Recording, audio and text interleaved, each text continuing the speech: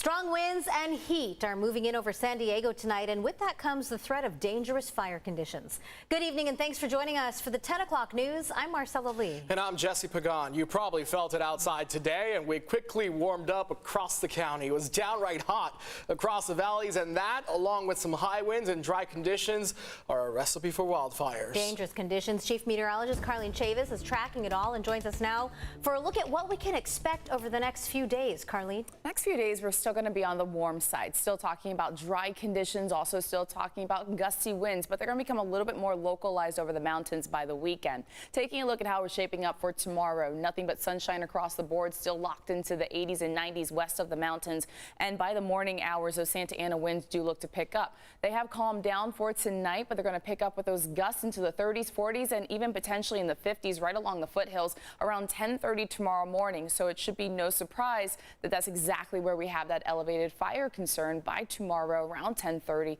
and it does look to minimize as we go into the weekend. So more details in your complete forecast. Jesse, Marcella?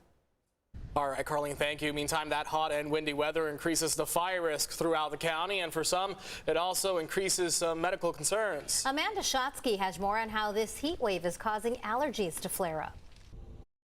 In just 2 weeks from today, we'll be celebrating Thanksgiving. It's hard to believe when most of us spent the day in shorts. It may be fall, but the temperatures are not dropping. This isn't typical San Diego weather.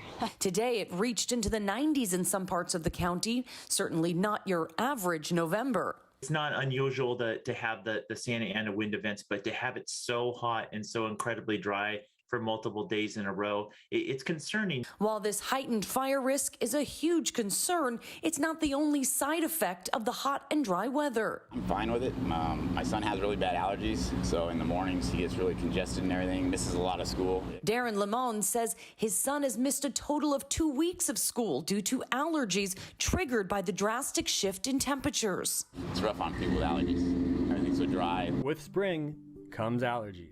A report from AccuWeather released this year suggests that climate change is now causing allergies, which used to be seasonal, to last longer throughout the year, with certain areas expected to get higher than normal pollen counts.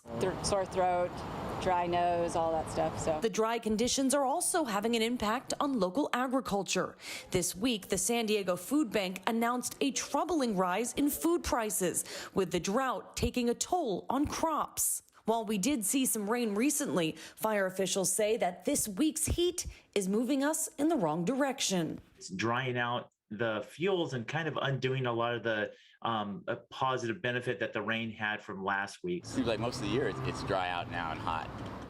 And as far as this heat goes, we're not out of the woods just yet. It's going to be a few more days of these hotter temperatures.